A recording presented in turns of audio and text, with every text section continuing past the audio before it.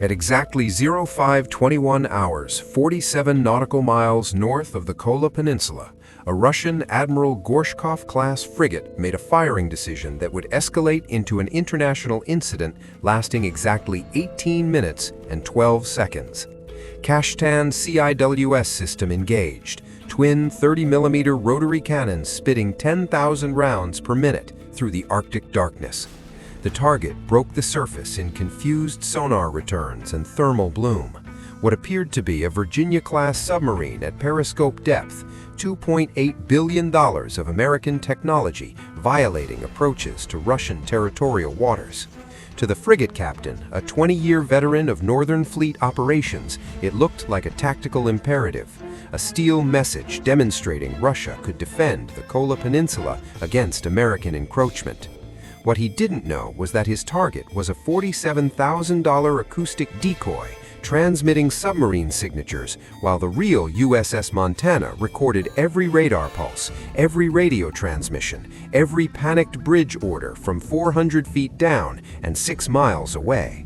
His sonar, 1980s vintage Polynom suite, had been deceived before his gun spun up. The message had already been intercepted and answered. B-1B Lancers 340 miles southwest of the Kola Peninsula were retargeting their JASSM-ER cruise missiles.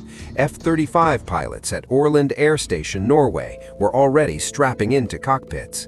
The Kashtan CIWS system tells its own story. 847 rounds fired in 5.1 seconds at empty seawater, illuminating the fatal gap between Cold War reflex and fifth-generation networked warfare. 72 hours before the first shot, the USS Montana slipped beneath the North Atlantic thermocline with orders that existed only in encrypted burst transmissions. Probe the Kola Peninsula's coastal defenses, map reaction times, expose gaps in Russia's Arctic sensor net. The Virginia-class boat carried its standard complement of Mark 48 torpedoes and Tomahawk missiles, but the real weapon sat in a deployment canister welded to the aft ballast tank. An Mk-54 mobile submarine simulator worth less than a junior officer's car. The decoy's genius lived in acoustic fraud. Miniature pumps replicated reactor coolant circulation.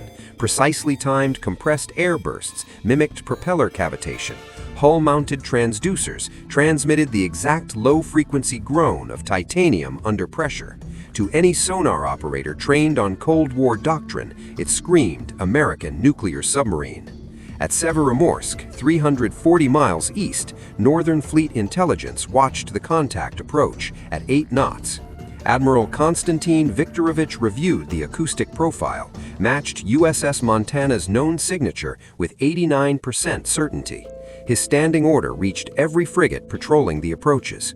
Russian territorial integrity is non-negotiable. Defend our waters. The submarine they were tracking would never reach the 12 nautical mile line. It didn't need to. Captain First Rank Dmitry Volkov had hunted submarines for 2 decades across 3 fleets, and his Polynom sonar suite painted a contact so clear it might as well have been gift-wrapped. Range 4,200 meters, depth fluctuating between 18 and 22 meters, classic periscope depth for optical intelligence gathering. Surface disturbance confirmed it, bubble trail, thermal bloom, the telltale cavitation of a submarine attempting slow-speed approach. Through his binoculars, he could see moonlight catching the water differently where the contact disturbed the surface. American arrogance, he thought, believing their stealth technology made them invisible this close to Russian home waters. His rules of engagement were unambiguous. Unknown submarine contacts approaching restricted zones could be engaged without higher authorization if demonstrating hostile intent. Surveillance of naval facilities qualified. Volkov's hand moved to the firing authorization panel. The Kashtan CIWS, designed to shred incoming Harpoon missiles at 10,000 rounds per minute, pivoted its twin barrels downward at an angle its engineers never intended. The system's tracking radar locked. 5.1 seconds of sustained fire. 847 rounds of 20mm high-explosive incendiary ammunition stitched the water where the submarine's sail should have been. Every round struck seawater. 6 miles away, the Mk-54 Boy continued its acoustic broadcast, its $280 microprocessor untroubled by nearby violence. 400 feet below the surface, the USS Montana's TB-29A thin-line towed array registered acoustic anomalies that shouldn't exist in peacetime operations. The distinctive crack of supersonic projectiles breaking the sound barrier underwater, followed by the chaotic cavitation of 847 impacts across a 5-second span. Sonar technician Second Class Martinez watched his display bloom with violent noise exactly where the decoy buoy transmitted. He keyed the intercom without hesitation. Con, sonar, gunfire in the water, bearing 273, range 6 nautical miles. Assess Russian CIWS engagement of deployed decoy. Commander Sarah Chen, Montana's captain, had wargamed this scenario in 3 separate simulations. The reality moved faster. She ordered communications depth and launched a Mark 88 expendable communications buoy, a disposable satellite uplinks that would broadcast for 90 seconds before self-destructing. The encrypted burst transmission hit military satellites simultaneously: Sublant Norfolk, NORAD Cheyenne Mountain, ECOM Stuttgart. At the Pentagon's National Military Command Center, Captain Robert Hayes conference called the appropriate commands in 22 seconds. The situation crystallized with brutal clarity. A Russian warship had fired on what it believed was an American submarine in international waters. Not territorial seas, not even a gray zone provocation. Open water, 47 nautical miles from any legitimate boundary. Vice Admiral James Mitchell, 3 stars and 31 years of naval service, made his decision in 43 seconds. Disable the firing platform. Suppress their air response capability. Surgical strikes only. No Russian casualties if avoidable. This ends in 18 minutes, not 18 months. The order flashed back through satellite networks to assets already positioned for exactly this contingency. In the Norwegian Sea, B-1B Lancer pilots received retargeting coordinates while their bombers maintained their patrol altitude. At Orland Air Station, collision alarms shattered the pre-dawn silence. 340 miles southwest of the Kola Peninsula, call signs Bone 21 and Bone 22 had been flying what their flight plans called routine Arctic patrol for 6 hours. Each B-1B Lancer carried 24 AGM-158B JASSM-ER cruise missiles in rotary launchers, extended-range weapons capable of hitting targets 575 miles distant. Major Sarah Vance received the retargeting package at 0524 hours, 8 missiles for a surface combatant, 16 for a strategic airbase. Her weapons systems officer began programming new GPS coordinates while the bombers maintained their lazy racetrack pattern over international waters. To Russian radars, they looked exactly like what they'd been for the past week: aggressive American posturing with no tactical intent. At Orland Air Station, Norway, 6 F-35A2 Lightning II pilots sprinted from ready room briefing to aircraft in 97 seconds. Squadron Commander Lieutenant Colonel Marcus Webb's jet showed green across all systems before his helmet display finished initializing. Norwegian ground crews had pre-positioned tanker aircraft and cleared northern approach corridors 72 hours earlier. The Montana's mission had never been secret to Oslo, only to Moscow. Webb's squadron went wheels up in 4 minutes 22 seconds, each aircraft carrying 2 JASSM-ER missiles and full air-to-air loadout. Their role? Overmatch. Backup that would hopefully never fire a shot. 200 miles west, an EA-18G Growler from the USS Harry Truman's Air Wing climbed to 28,000 feet and activated its ALQ-99 jamming pods. Lieutenant Rebecca Torres began mapping Russian radar emissions across the Kola Peninsula, S-400 batteries, early warning arrays, the frigate's targeting systems. Her mission was electromagnetic darkness. When the missiles arrived, Russian air defenses would be screaming into static, their radars worthless, their interceptors flying blind. At 0534 hours, Commander Chen gave the order that would transform a covert operation into an international spectacle. Emergency ballast blow, surface the boat. Compressed air roared through the Montana's ballast tanks at 3,000 pounds per square inch. 400 feet of seawater disappeared in 90 seconds as 7,800 tons of submarine punched through the surface 6 miles from the Russian frigate. Ice-cold Arctic spray cascaded off the sail as the communication mast extended. The transmission went out on VHF Channel 16, the international emergency frequency monitored by every vessel and coastal station within 200 miles. Russian frigate Admiral Golovko, this is USS Montana. We are undamaged and operating in international waters. Your fire was unprovoked and recorded. Montana out. Captain Volkov's bridge descended into chaos. His sonar operator's voice cracked with disbelief. Captain, new surface contact, bearing 092, range 10 kilometers. Acoustic signature matches USS Montana. The submarine they just destroyed was broadcasting from a completely different position, which meant the target they'd engaged with 847 rounds of 30mm cannon fire had been decoy, Volkov whispered. The implications cascaded through his mind like falling dominoes. He'd fired on an American vessel in international waters, without positive identification, without imminent threat. His career was finished. Worse, he'd given the Americans perfect justification for whatever came next. All engines full ahead, make for territorial waters, maximum speed. The Admiral Golovko's turbines screamed toward 28 knots, racing for the 12 nautical mile line that now seemed impossibly distant. Volkov's radar operator reported new contacts, high-altitude aircraft converging from the southwest.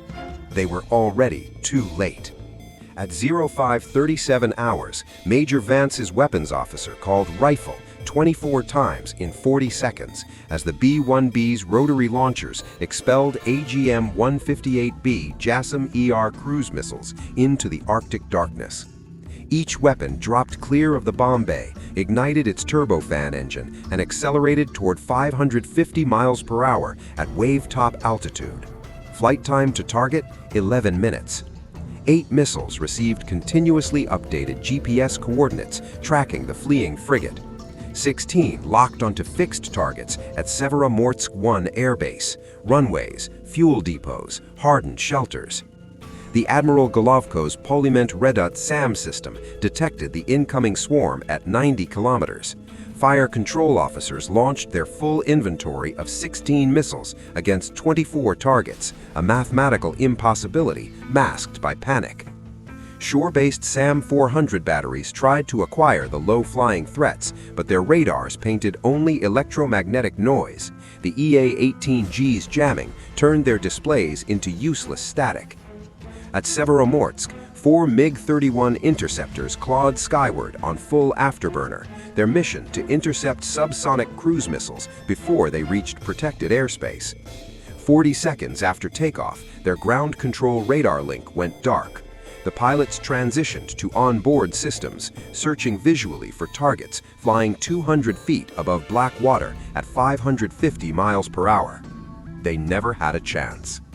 At 0548 hours, the first JASSM-ER struck the Admiral Golovko's stern 3 feet above the waterline, its 1,000-pound warhead vaporizing the propulsion gearbox in a shaped explosion designed for precision damage.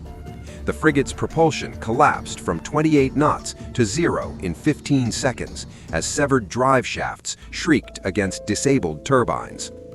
2 missiles arrived simultaneously at the forward and aft Kashtan CIWS mounts, the same weapon systems that had fired 847 rounds 18 minutes earlier. American targeting officers had programmed the coordinates personally.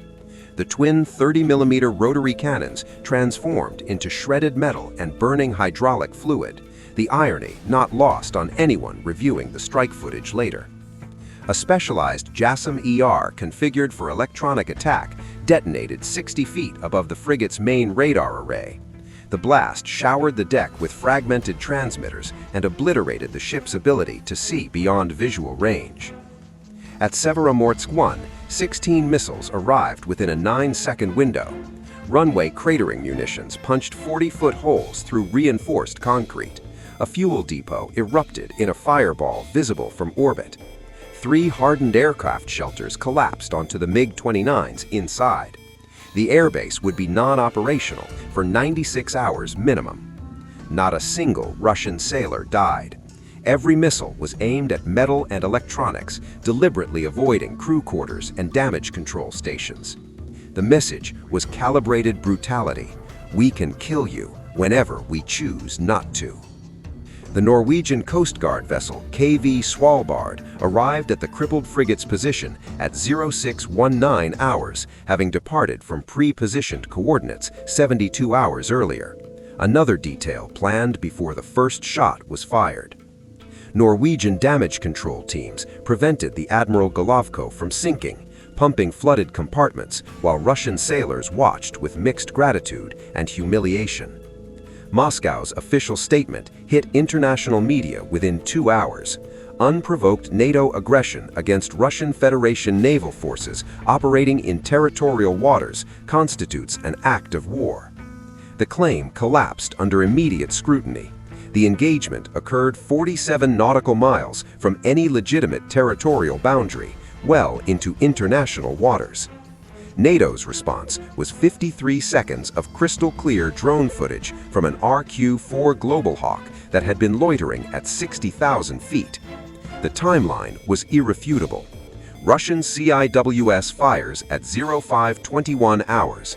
USS Montana surfaces undamaged 6 miles distant at 0534 hours. American missiles arrive at 0548 hours. The video included precise GPS coordinates for every event. The accounting was brutal. Russian losses: 1 frigate requiring 18 months and $340 million in repairs, 1 strategic airbase offline for 4 days, 3 destroyed aircraft, and international credibility shattered. American losses: 24 cruise missiles valued at $28.8 million and 1 decoy buoy worth $47,000.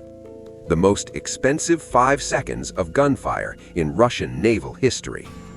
At 0612 hours, the USS Montana's dive alarm sounded. Ballast tanks flooded, the sails slipped beneath the surface, and Commander Chen resumed patrol operations as if the previous 18 minutes had been routine training evolution. Her sonar arrays recorded the acoustic signatures of Russian salvage vessels converging on the crippled frigate, intelligence worth more than the decoy buoy 10 times over. 200 miles west, the USS Harry Truman launched and recovered aircraft on its peacetime flight schedule. FA-18 Super Hornets trapped on deck every 90 seconds. The carrier's public affairs office released no statements, issued no alerts. Business as usual. The B-1B crews landed at Orland, refueled, filed after-action reports, and returned to